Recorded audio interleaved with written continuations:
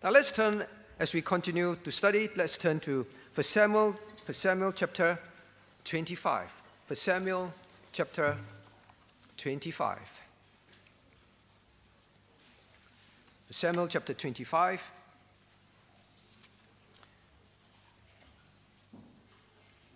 Now we just read the passage where Nabal will be taken away by God.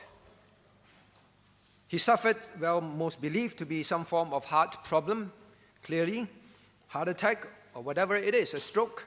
But we know that, eventually he succumbed and he died. And the Bible is very clear that the Lord took him. The Lord took him. And it was, as David has put, because of the reproach, Nabal reviled David with his words against the Lord's anointed. His words that were truly unfounded, all right? His false accusations about David. Now, it is interesting that immediately after that, God talked about a few marriages.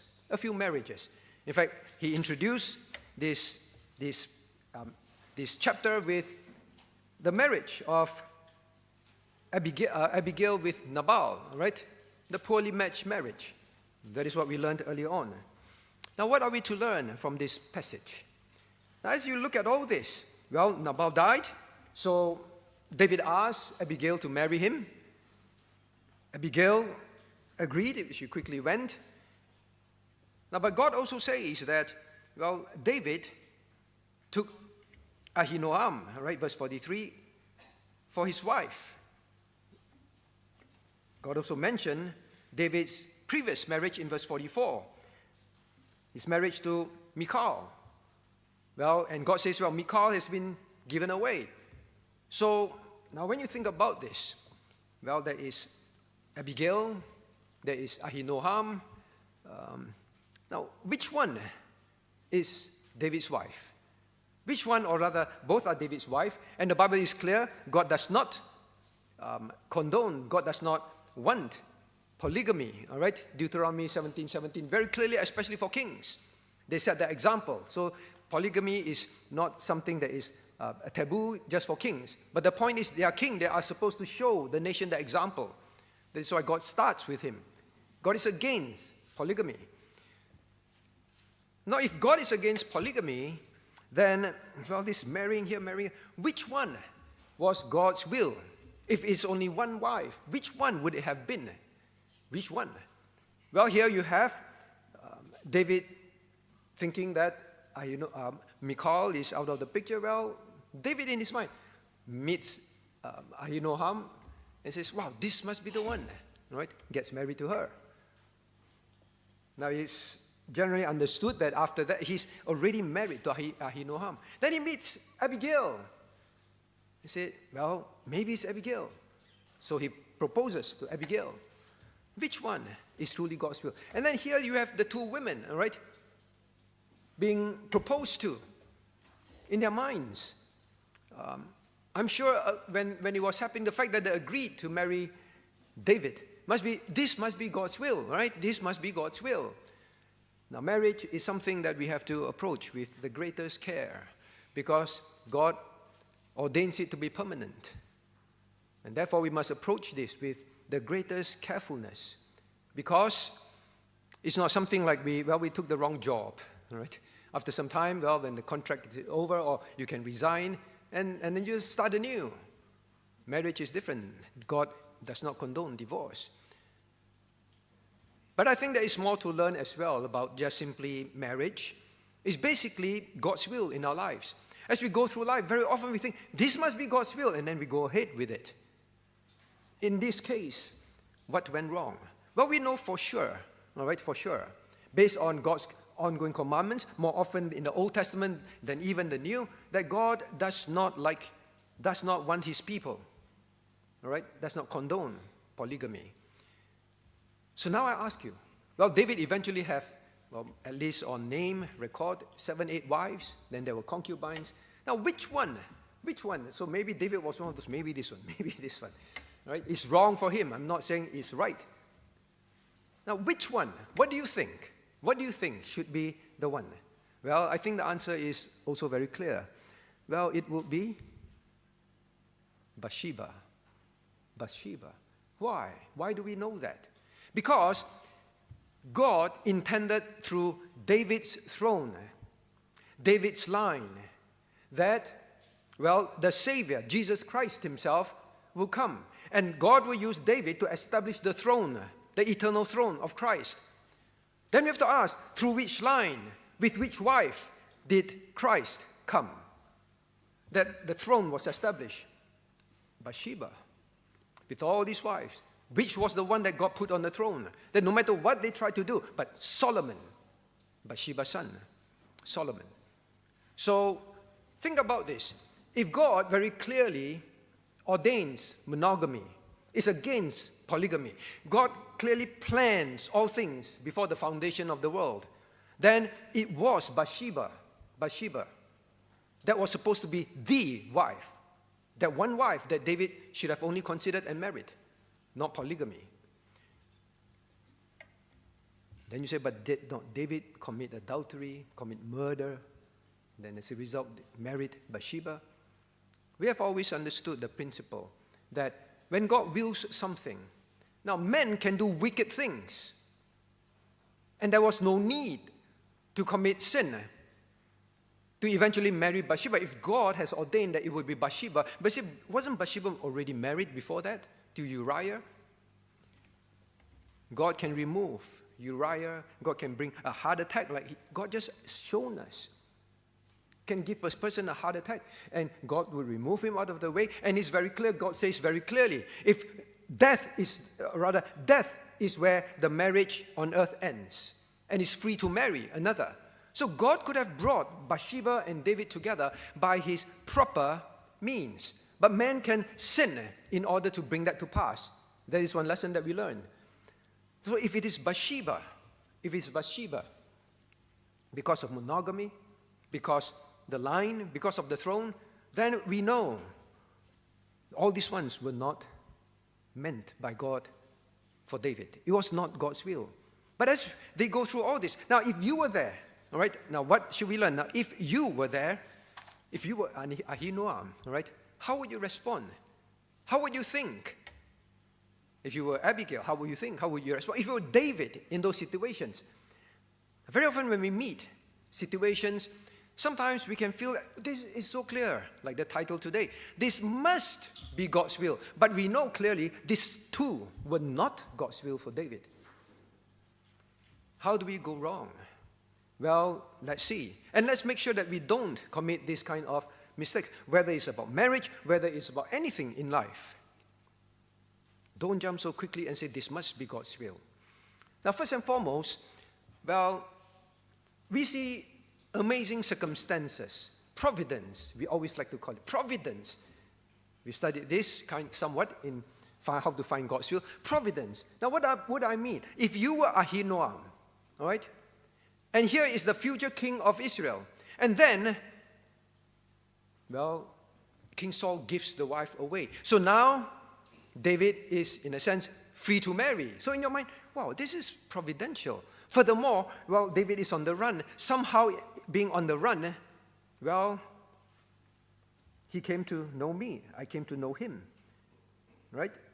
Look at verse 44. Verse 43. Ahinoam of Jezreel. So God says, in all David's running about, and in Jezreel, he met Ahinoam. So Ahinoam will say, well, all these things happening, and then David asked me to marry him. Well, this must be providence, right? What are the chances? Wife given away, now he can ask me to marry him. So it must be God's will. It must be God's will. Now what about David? My wife, this wicked king has given away my wife. So now, King Saul in verse 44, given Michal away. So now I'm free to marry. Maybe that's how he thought. This must be God's will. I am going through a very difficult time. My first marriage, my first love, all right, so to speak, is gone. How heartbroken. Now I am in exile, so lonely. The only comfort, the closest comfort of a wife is also gone. And then it must be providence, must be providential that God brought Ahinoam while I was on the run, while I was heartbroken, while I was in this situation. God brought me to this particular place. And then here appears this woman that is so wonderful. Ahinoam was indeed wonderful. If you read the history, although God does not mention much, Ahinoam really went through thick and thin with David. Went through much difficulties with David. Became a hostage because of David.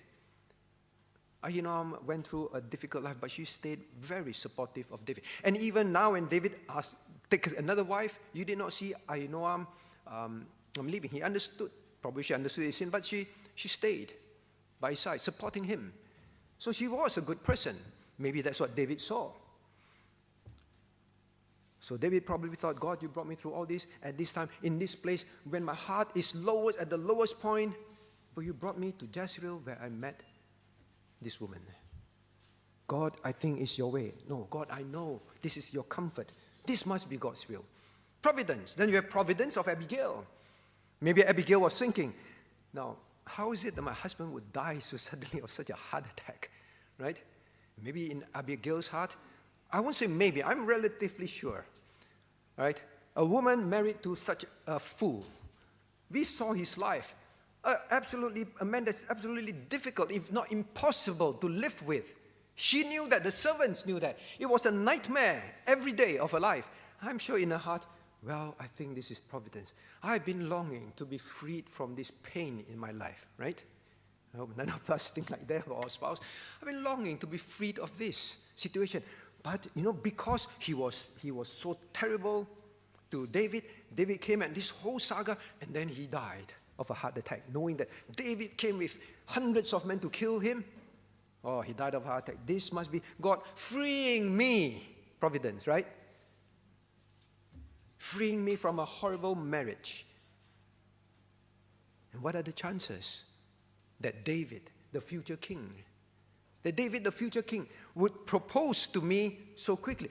This must be God's providential working. You see, we interpret many situations in life, and at that point of time, it can be truly like very, very, looking very much like God's will. Heart at the lowest point, God brings us to a certain place, and this so-called perfect lady appears, or man appears, and they say, this has to be God's will. Providence. What about David? Yeah, David likewise, right? I mentioned already. This entire love triangle, so to speak, none of them was God's will for each other. Because we have established, I want to say this again, and it's important to remember, God plans one woman for one man. That's why he says monogamy. And then he has a plan for them. And through Bathsheba's line, the Savior came, the throne was established. So you know very clearly it is Bathsheba. So Ahinoam was not for David. David was not for Ahinoam. Abigail was not for David. David was not for Abigail, clearly. But it looks so much like God's will, isn't it? This must be God's will. Now, how else can we fall into this kind of situation besides interpreting providence? Well, someone asked me, right? David asked Ahinoam, I'm sure. David proposed to me. And here, Abigail will be, David proposed to me, send people to come and, right, take me. Well, he proposed to me. Now, just because someone proposed, just because someone asked, just because someone suggested, it does not mean it's God's will, because we know very clearly both of these were not for David. Neither was David for either of them. David asked me, so it must be so. David asked me because wife given away, so it must be so. David asked me because my husband is dead, so it must be so. Well, of course, for her, there's the preceptive rule, should not have entered into polygamy with David. Now, just because your spouse died, in this case, Nabal, just because you're freed from certain marriage bonds. In David's case, Michal was given away. and then the next person that asks you, or the person that you're thinking about asks you, then it will be God's will. Now this is the same with many other areas in life. All right? Well, before I go there, we have cases where you find that they are now in courtship with people who have different convictions, with people who do not subscribe to the biblical truths. They get into this relationship and plans to get married simply because someone introduced him or her to me. Someone introduced him or her to me. And this person was interested in me. And this person proposed to me to enter into courtship simply because someone suggested. It must be providence. In my heart, I've been longing to get married. And now because someone proposed, someone introduced and proposed, suggested, then it must be God's will. This must be God's will. Just because David asked, just because they were willing, doesn't mean in God's eyes it was God's will. Now what about jobs? Jobs. When we apply this to a bigger picture, all right? What about jobs? Just because the company headhunted you, right? David headhunted Abigail, right? Just because the company sent people, headhunters, to look for you and to offer you a position. Just because you are in a situation that you really, really cannot go on in your company and someone does that, doesn't mean immediately, providence, it is God's will. Just because in your heart you've been longing to join a certain company and then they offered you, just like David offered marriage to Ahinoam, to Abigail. Just because the offer was given doesn't mean it is God's will. We know both of them were not God's will for David or David for them. I keep saying this so that we understand what we are trying to establish. What about schools, parents? Just because the school offers a place to your child, and you say, it's a very difficult school to get into. It's a very difficult, if not amazingly impossible thing to, meet under this situation and marry the future king. You know how incredibly amazing this is? Well, just because it's offered by a prestigious institution that you think is so amazing, must be providence. This must be God's will. And let's just go ahead and do it. Or maybe you choose a certain course of studies. It's so difficult to get into this course, this university. Just because the offer is given, it is definitely God's will. Now, so all these things, providence, I think maybe you're getting discouraged now. Say, well, then how will we ever know God's will? Now I'm going to make it worse, right? What about preceptive will? Because we always said, providence is very dangerous. You interpret providence by your own heart's desire and situations, right? Those influences, how you see things. But then we say use preceptive will, right? Let's test preceptive will. Well, Ahinoam, David's wife is given away. To some, they say, freed, so he can marry. Well, somewhat preceptive will is met. Not fully though. Now, and what about the preceptive will of test of character? Test of character. So we say, if someone approaches you, test. The test is preceptive will means what God says in His word. Known things, known commandments. So you go through, should be godly, should love God, love to serve God, willing to obey God at all costs, that kind of things, right? See, all these characteristics, they met them. They met them, right? Abigail, not just beauty and brains, right? Abigail was someone who brought much spiritual improvement to David, correct? Spiritual advice given to David at a time where David was going to commit a horrendous sin. And she was so able, right? People always say, there's this, they just clicked, right? So able to bring across all these things to him. So test that met all these criteria. Now, barring, of course, she should not have married David. David should not have thought about Abigail because she was already married. But assuming, right, Abigail was single. David was not married to Ahinoam. Even just by that, the checklist fits perfectly. Fits perfectly. I mentioned Ahinoam as well. She was faithful to him all through the years. She was proven. Truly, her character was proven. In that sense, David made a judgment of character based on preceptive will. He married her. He chose rightly in that sense. She was really what he thought she would be. Preceptive will. Now, Abigail, look at Abigail. Look at Abigail in verse 42. She was a rich woman, all right? In verse 41.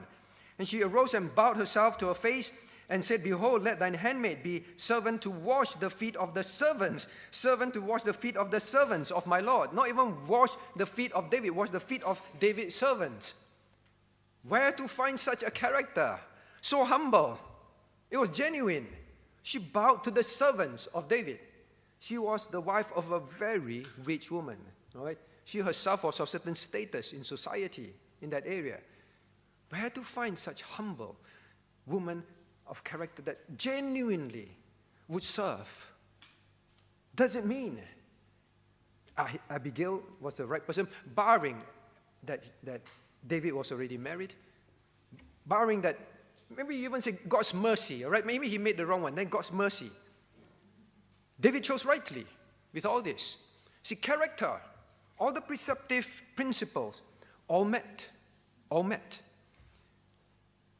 By human sight, either both of them were great spiritual help to David. But I come back to this point. The fact that Christ came to the line of Bathsheba, then we know these two were not. Although they met all the preceptive will. Now the reality is this, all right? If you just go by preceptive will, met all this, and then this must be the one. The same preceptive will is the same to all men, all right, looking at this lady, or to all ladies looking at this man.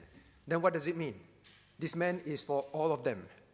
Or this woman is for all of them. Then what? Fight in church. Preceptive will alone, then you begin to realize by this instance does not mean this must be God's will, right? This must be God's will. No, not true at all. Now, David himself is in many ways the perfect specimen. Not perfect as in absolutely perfect, but would have matched many qualities, preceptively speaking, correct? Many. God himself calls him a man after God's own heart. What else can you ask for, right?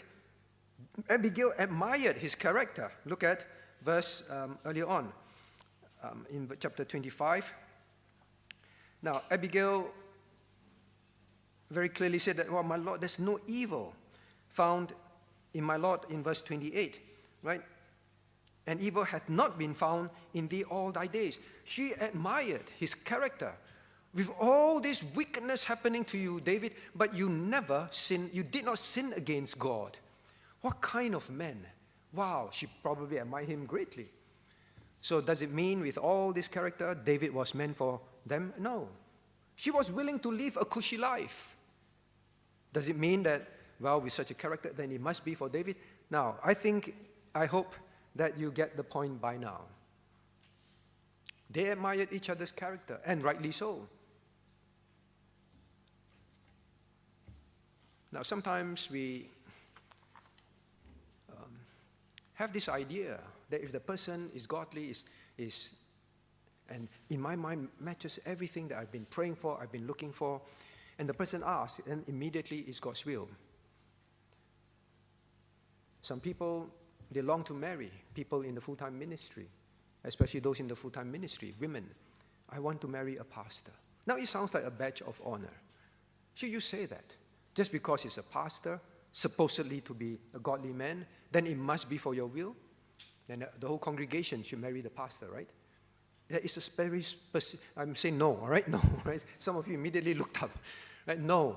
There is a specific person. In this case, specifically, David was not for them, they were not for David. We must not have all this in our hearts just because it's met and then it is proven it is not. I know some parents in the hall are saying this in their heart. Pastor, can you stop? Because I've been trying to get my son to get married. I've been trying to get my daughter to get married. And you go on like that, no one is going to get married, right? Well, it is in the passage. The aim is to make sure you marry the right one. It's not just to get you married. Because recently I said, man, you need to move. If you strongly believe it's God's will for you to get married, you have to move, right? So I'm not discouraging marriage, but I'm encouraging us to choose correctly. Providence is not the only test. Preceptive will is an important part of the equation, but it's not the only test. You must know that. Otherwise, you'll make the mistake, like David and Ahinoam. So, now and I'm not trying to immobilize you men, all right? I want to make sure I say that again and again. This is to encourage you, to make sure you find God's will. And when you do, right, you know you did not make the mistakes. It is a wonderful thing, right, for the ladies as well. So now you say, well, we better all not move, we better not do anything. Well, let's learn. What should we learn? Let me ask you, providence, you cannot trust it alone. Preceptive will, we prove that as well. All right? Now, then it comes to the situation of David. What went wrong? What could have been done to avert this situation and wait till Bathsheba comes on scene and God deals with things in such a way that he will be able to marry Bathsheba and the right person, do it in the right way, and then have a, well, wonderful married life thereafter. What should have been done that could have stopped this whole thing? What do you think? Well, God gives the hint. All right? God gives the hint. But before I give you the hint, all right? Now, see how God puts things in this passage. In chapter 25, right? Verse 43, David took Ahinoam, and then God says, and they were Ahinoam of Jezreel, and they were also, both of them, his wife. You notice that God says also twice. Also. It's emphasizing, right? God is not pleased. This and this also, David, of all the people you should know, right? In Deuteronomy 17:17, you are not to do this. And this also. So just because we have providence in our eyes, you say, oh, it must be God's will. No, God says no. Look at verse 44. But Saul had given Michal, his daughter. God says, but Michal, yeah, I know, but I've done this. I've allowed this. But David, does it mean that is my will just because I've done that? What was the problem? What was the problem? Now, certain words were chosen to actually give us a very clear understanding. Verse 42. And Abigail hasted and rose and rode and went after. Abigail hasted and rode and went after and became his wife. Those of you who are familiar, we've always said. Now, in English, in verse 42, in English, it's a very strange English, all right? Because normally is there won't be an end, but it's an end. I say the end usually is at the end, right? A-N-D. But the repeated use of the end, why do the King James translators translate it like that? Oh, their English is bad. No. They are trying to translate as faithfully to the Hebrew Bible as possible for you to understand. When you see this end, all right? Now, in the Hebrew words, before a verb, all right, there is a certain alphabet, all right, a certain alphabet. When it's added there is literally and or something, and then, that kind of thing. And in the Hebrew language, when it keeps repeating this and, then, in one statement, in English it is not proper English, but in Hebrew, it's proper Hebrew with an emphasis. It's almost, whenever you see this and in the Bible, you read it with this understanding, God is now slowing you down. She did this, and this, and this, and this. God is trying to slow down the motion for you to notice, and then to take to heart, and then to meditate. Wow, she just went ahead and do this. That is the significance and the emphasis here. She just went ahead because David asked, and she just went ahead. Did she even find out if David is already married? Did she even think of anything? The Bible used this word, and she, in verse 42, all right, verse 42, and she hasted. This word hasted means she rushed. Not just rushed. Because rush, you can rush, but not immediate. This word has rushed immediately. It's a very strong picture of she rushed and she did so immediately. It was an immediate rushing. Look at what about David? Again, look at verse 38. All right? And it came to pass about 10 days after that, all right? That, all right? Again, that concept, slow down, think about this. And then verse 39, and when David heard, all right, he said, blessed the Lord. And then if you move that, and he kept. But the thing is this, and Abigail, verse 39, and David sent and communed with Abigail to take him to wife, to take her to him to wife. David likewise. Oh, the husband is dead. Oh, go. Right? Hurry up, go. Let her know that I'm interested. Go get her. Maybe he was embarrassed just in case he get turned down, so he sent the servants. But go already. What you do? Why are you standing here? Now, what do you think now is the problem? That God would slow us down, show all these particular actions that were taken, and use the word hasted. Both David and Abigail hasted. Well, I think the answer becomes clear. The failure to slow down. The failure to pray. The failure to pray. You have providence. You have preceptive will. There is a third P that you better remember. Pray.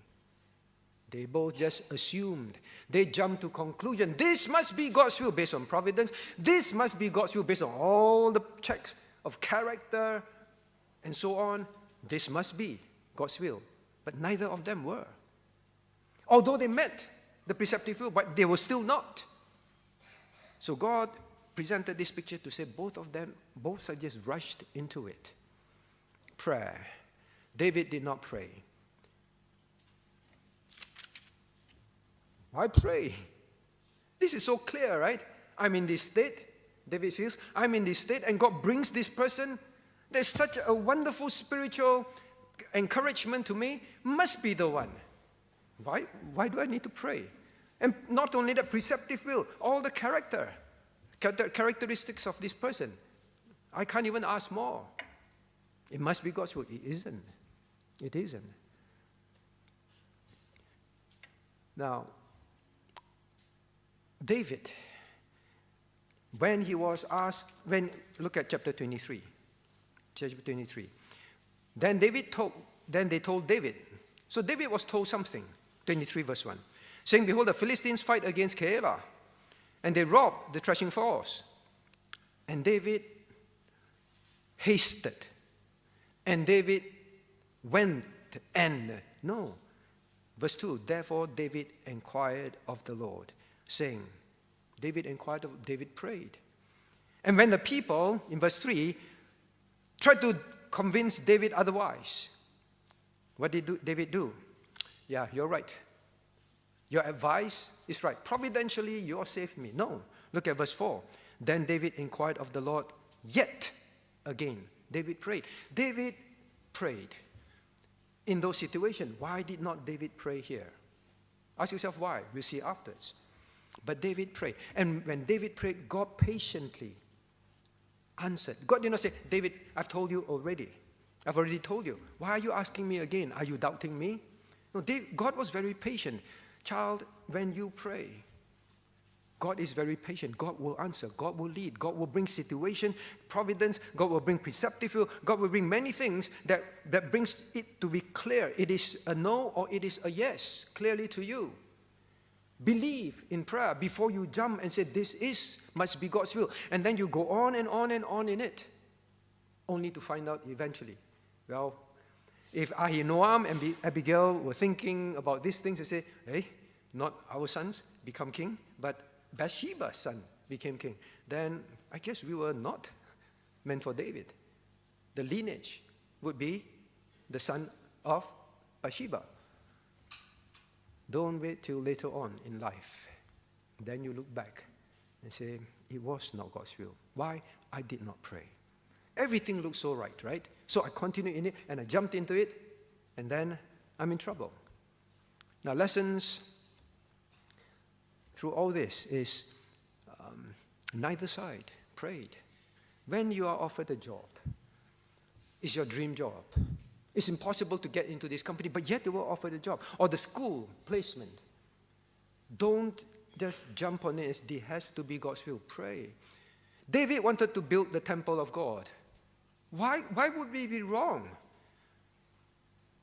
David was thinking about saving Keilah from the attack of the Philistines. They will bring shame to God's name. Why would it be wrong? Prayer is something that we must take to heart and not just assume. Why would it be wrong?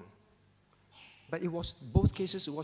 One was God's will, one was not God's will. David, is not for you to build the temple. Though it's good intentions and everything, but it is not. Good intentions, again, is not the test of God's will. So when you begin to see all this, I say again, I'm not dissuading you all to, or encouraging you men to pray and pray and pray, right? Pray till the cows come home and more, right? You must do what you need to do, right? You must do what you need to do, and God will lead you. You have to believe. You pray to the living God, right? So don't give that excuse. Pastor, I'm still praying, right? It's been a few years already. I don't think God works so slowly, right? Is there something wrong in your heart? Whatever it is. Same for the ladies, all right? Pray. Don't just jump just because someone looks right, feels right, must be right, especially when the person asks. I'm not saying it is always not God's will, right? You know, it kept me awake trying to think how to put all this last night. Because we are in a state where we say, man, you got to move. Ladies, you got to be careful. All right? But it's not a fearful thing. We pray to a living God. You have to believe that He will lead you, He will guide you. Unless you say, you know, after graduation, it's 3 years, 4 years later, and you're still not working, and I ask you, why are you not working? Because, you know, I'm still praying. You know, you check preceptive will, you pray by the providence of God, you make a decision by faith, all right? With now coming to that question, how to pray. How to pray. We see a few situations here. When you pray, set aside all your ambitions. Check your ambitions. Check your ambitions. Because you can pray, but in your heart, your great desire and ambition in life is to get married. That is all. Your ambition and your desire in life is to join this company. That is all. All these seem to come together, but when you pray, and you know you must, and don't assume, when you pray, set all those ambitions aside. Check the ambitions. Are you someone who is always longing to be married? Are you always someone who's been longing to get into this school, this course, this job, this company, this position? That ambition, that longing, set it aside and keep checking it while you're praying. If you have all those rising up, pray, ask God for forgiveness, and pray again. And ask God for help for you to check and set these things aside. Now, David was a man after God's own heart. We know, God said that. But when it came to this matter of the heart, when it comes to relationships, marriage, David was a man that followed his heart, unfortunately. That is for us to learn. In many other things, you see that he is a man after God's own heart. Even if God says, wait, he was going through years and years of unfair persecution. But yet he's always very clear, I must not touch the Lord's anointed, meaning to say what? That as long as Saul is alive, he is God's anointed. God did not mean for him to be removed. That I will be very patient. That is why he was a man after God's own heart. I would just wait till God's timing, God's situation. But when it came to matters of the heart, meaning relationships, David was someone just followed his heart. Saw this one. Wow, in this situation, I need a wife. Ahinoam is great. Will you marry me? After that, Abigail is even better. So spiritual, right? So helpful to me spiritually. God says it's a help, meet. She meet it in abundance. And he just go ahead, rush into it and does it. David, when he came to this area, he had some desires in his heart that was his weakness. Now, ladies and men, if marriage, and that's how society is, keep drumming into you. Parents, please don't keep drumming. Well, I just keep telling you to get married, right? But it's in the passage, so I talk about it. But don't keep making marriage like the thing in life. Singlehood may be God's will for you. But society pushes that to young children in school. Even in school, if I don't have a boyfriend or girlfriend, I am unwanted. I want to get married. I look at people and all those romantic movies and everything, right? Even from young, in Disney shows, to young children, it's always about relationships, love, and all that. It makes your heart very clouded, very clouded. Now, marriage is something that God meant, but marriage is that God meant that there is someone. But if you keep wanting just to get married, then whoever is that someone, you don't care. Maybe you care. As long as this person meets, I want to get married to this person. Right? So, number one, set those things aside. Set those things aside. You work in your company, you keep looking at your manager and you keep admiring, I want to be in that kind of position. I want to be in that kind of position to influence, to share the gospel. Whatever is a good intention, it may not be for you. Now, next one. So check your ambitions and keep setting it aside and keep checking it when you're praying. That's your safety. Now, the next one. Check your submission. Check your submission. As you cite and keep reminding yourself, Lord, I've always wanted to get married. Lord, I always wanted this kind of position. Lord, I always wanted this kind of school or course or career. Keep checking. Then check your submission. Because you can pray and even think that you're setting aside, but you've already, in a sense, made up your mind. In a sense, you've already made up your mind when you pray. You say, no, I have a burden. Burden must be sincere and honest and submitted to God's will. Now, if you can pray honestly, and if you struggle with honesty, cry to God and tell God, God, if the answer is no, Lord, I will submit. This submission. Lord, if the answer is yes, but I do not want, I will also submit. Lord, you want me to live in another country, but I do not want to live in Perth. I want to go home and be with my family and friends. Well, that was my heart. When I was called here, I still have to pray, Lord, if it is a yes, then I have to come. Whatever my heart desires or not desire. That is the constant checking. Lord, if you say no, it is good. Can you say that? No, it's not this person. You can say, it is good, Lord. Yes, it is this person. It is good, Lord. It is this place, it's whatever it is. Whichever, Lord, I'm submitted. Whoever it is, whichever situation it is, wherever it is, Lord, I'm submitted to your, how you lead, how you show clearly. I would just say, yes, Lord, it is good. This is good, this is also good. That's what the apostle says. Marriage is good, so is singlehood. Simple thing in his heart. Not so easy to do, I know. Check your submission. Now, thirdly, as you pray, check your emotions. Check your emotions. You set the objectives, your ambitions, your desire, your aims, your longings, set it aside and pray constantly, pleading with God for submission. And tell God, I can't trust my heart, God. And now, yes, Lord, I cannot trust my heart. Check your emotions. Pray with an honest carefulness. Are your emotions, your feelings, driving your prayers?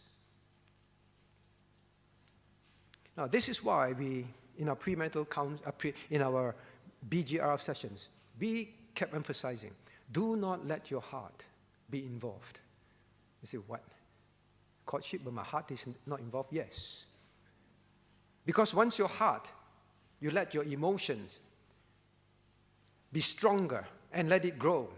You will struggle with praying, doing point number 1 and 2 with great difficulties. Guard and guard and guard. Because once that develops, well, you have to keep checking. It becomes very difficult. Right? I do not know if David felt for the beauty, because God kept talking about Abigail's beauty, right? Wow, husband died. Now his feelings, his emotions, whatever those emotions were. So, now this is probably the most common and most difficult thing for Christians. Christians can study God's word. And in many areas, can be very obedient, can think very clearly, can take a stand, can be very stoic, and just do the right thing. But the moment is something of your deep desire, the moment it is something that you have let your heart now develop desires for that job, that position, that person, whatever it is. When it comes to the matters of the heart, somehow Christians have this great, great weakness. Whether men or women, great weakness. This must be God's will. But it's actually your emotions, that's all. This area is, like I said earlier on, one thing that Satan is very successful in destroying Christians. From days in school, in church, all these kind of things. Because it's something that is a weakness. A weakness. The man after God's own heart had that problem. How can we not also fall into this weakness? Right? So when it comes to this, it's strange. I've known over and over again, people when it comes to taking a biblical stand, convictions on many things, doctrines, theology, all right, even many difficult areas of obedience regarding job and all that, they're willing to take a stand. They're willing even to lose their job, to obey God and to be in the right job. But the moment it comes to relationship, suddenly they are very muddled. Many leave church. This is how Satan destroys. Many leave church. We've seen that over and over again, right? We are going through one now. I believe God's timing is perfect. It's not random that the whole passage reaches here now, just this week. When a person can can defend and even go through persecution at home, would take a stand. But the moment it is someone introduce someone, I want to get married. So a person wants to marry me, what are the chances? I say this with the heaviest of heart. Do not mistake me. It has kept me with sleepless nights over the recent months. It's very painful to see that. But Satan has this wonderful tool in his tool bag. And this is about the feelings, the emotions. Suddenly, everything you stand for. Now, how can it be God's will?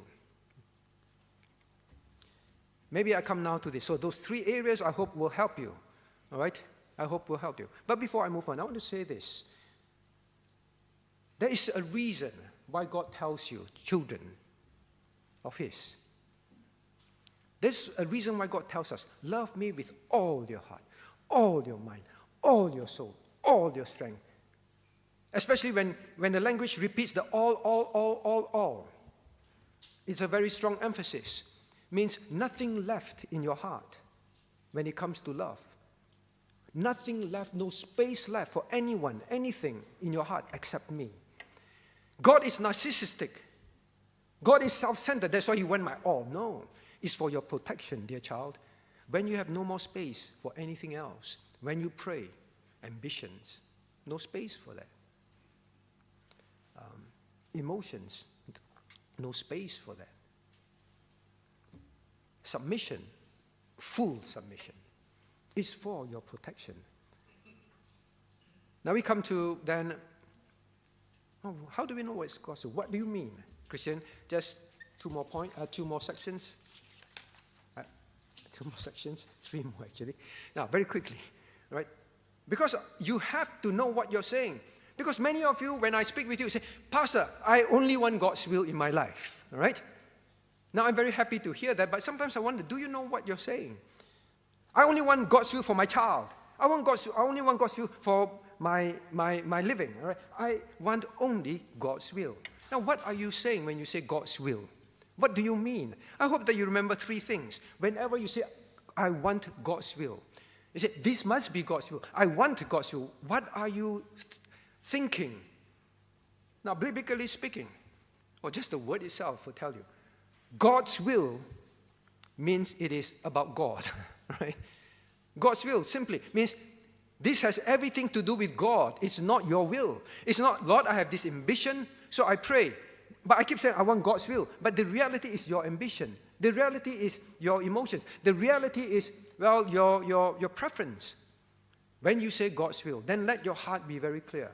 God, I'm asking for what you want. It leads to the second one. So the first one, God is all about you. Then it leads naturally to, now, the best way to achieve God's will, or rather put it this way, God's will means it is all about His purposes and His plans. That's why it's called will. God's is about everything about Him. Will is about His purposes and His plans, not yours at all. His purpose and His plans, it means the best way, when you say, Lord, I want your will, you're praying this, you're saying this, and you must understand this. God is all about you in this matter, in this person. It's all about you. And what I mean, Lord, is I want everything about your purpose and your plans to be fulfilled through me in this choice. I want all your purposes and your plans and yours alone to be fulfilled through me in what you chose. That is very important when you say God's will. Because sometimes we pray for this, or I want God's will. But actually, it's your will.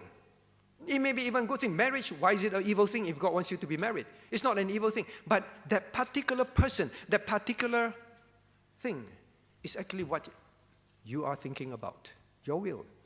But the more important thing is this, in the second point. God's plans and purposes are best achieved through this choice He makes. God's plans and purposes is best achieved through this choice that He's making for me. The third one, it is spiritually best for me. It is spiritually best for me to be able to fulfill God's plans and purpose. This choice is spiritually best for me. So when you say God's will, you're simply saying this. God, what you choose for me is to fulfill what you want. And it will be the best way to fulfill, because you are the one, right, who plans all things. So you know exactly who I need. You know exactly what I need. So it's the best to use me to achieve that, and it's for my spiritual best. I won't fail you. I'll give you an example, what I mean by this. Was Ahinoam a bad person? No. Was Abigail a bad person? No. But neither of them was what God was going to use to fulfill God's plans for bringing the Savior into this world. It was not God's plan that is going to be through them. So although they are good people, probably in the marriage many good things happen as well. Especially Ahinoam helping David through the time of wilderness struggles. Probably many encouragements happen, right? But the point is this. It did not fulfill God's ultimate plan. God has an ultimate plan for who you marry.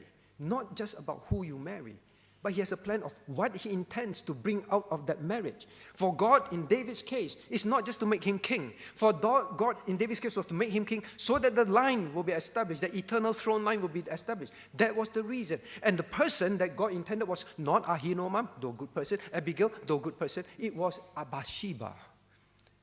That was not fulfilled through either of them. When you choose, and you say, I want God's will, and you enter into this, the very thing that God wanted for you, you've already squashed it because you married someone else.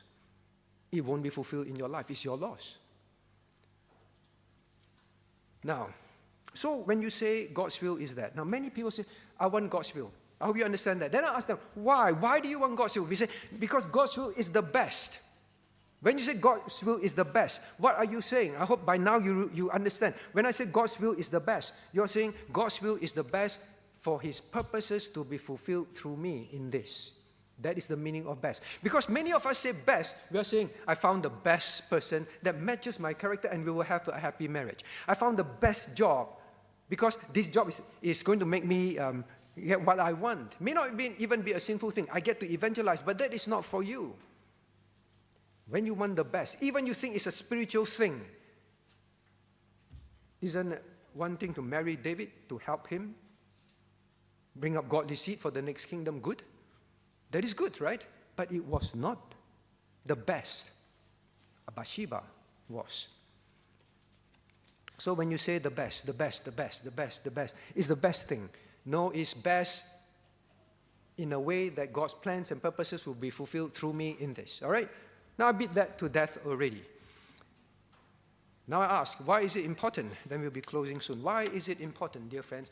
Why is it so important that I spend time explaining what is the meaning when Christians say, I want God's will and it is the best from scriptures? Why is it important to realize that? Well, number one, it will help you embrace God's will. Because when it comes to some of these things, it's very difficult when it is the matter of the heart. You long for this kind of place and position and whatever. And then say, but it is a no. Or a person, a marriage, it is a no. But everything is so right. But it is a no. But once you understand, Lord, since your will means your plans and purposes will be best fulfilled through me, if it is a no, then your plans and purposes will not be fulfilled through me in this marriage, in this job, whatever it is. Then God, if it is not the best for your plans to be fulfilled, then God, I'm not interested. Your heart must be only interested in God's will, and it's the best. Best means God's plans and purpose is best and fully fulfilled. And God, I'm only interested in that. If it's not in this marriage, then it's another one. For Ahinoam and Abigail, if God wanted them to be married, it would have been someone else and some other plans. But they got stuck now. God's decretive will be fulfilled, but you will walk in chastitive will. You understand what I'm saying, right? Number one, yes, it will help you to embrace. In fact, number two, you'll be very thankful. Very thankful. God, I'm so thankful that as much as I wanted this job and they offered it to me, but you have made it clear after praying and after the situation, after searching your word, it is a no. God, I am so happy that I am not in this job or in this courtship or in this marriage. God, no, marriage, I shouldn't say that. Because you're married already, you're in chastity, right? I'm not.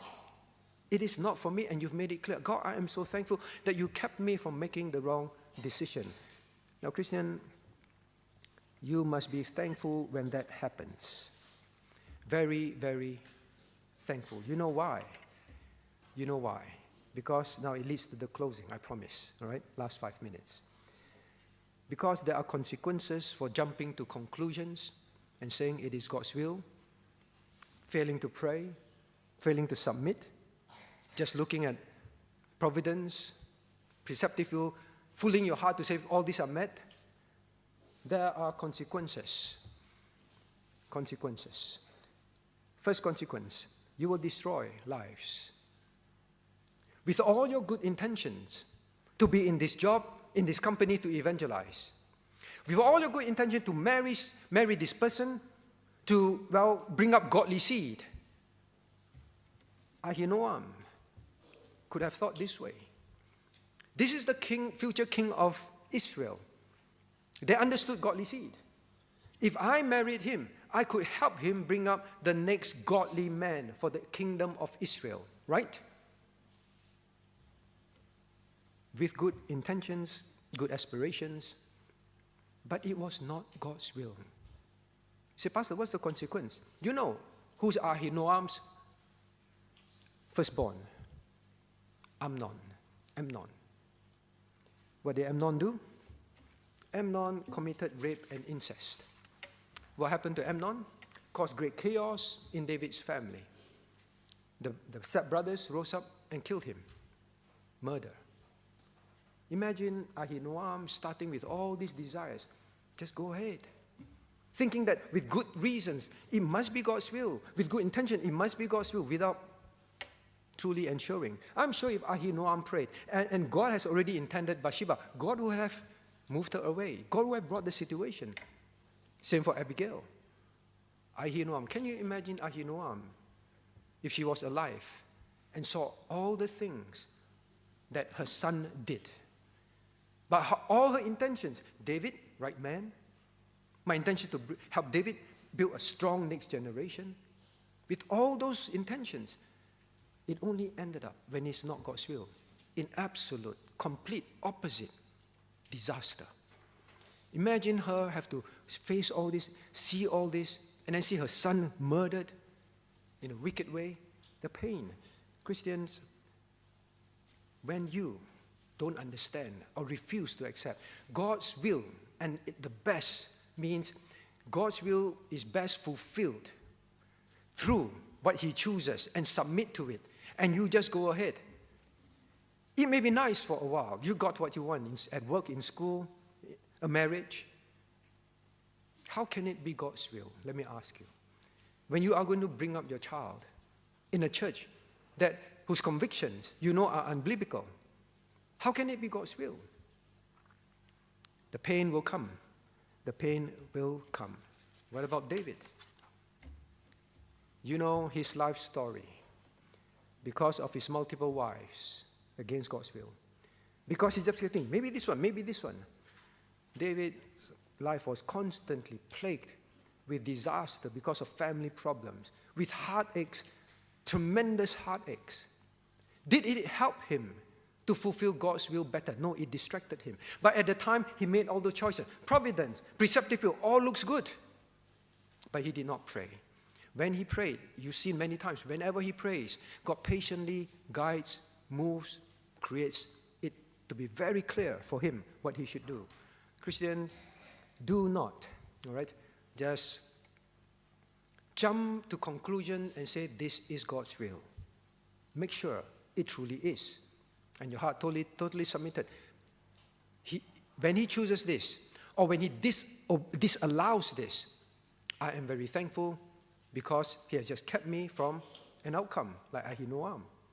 Now let us rise to sing the closing hymn. 464, sorry. Shall we rise? 464, 464.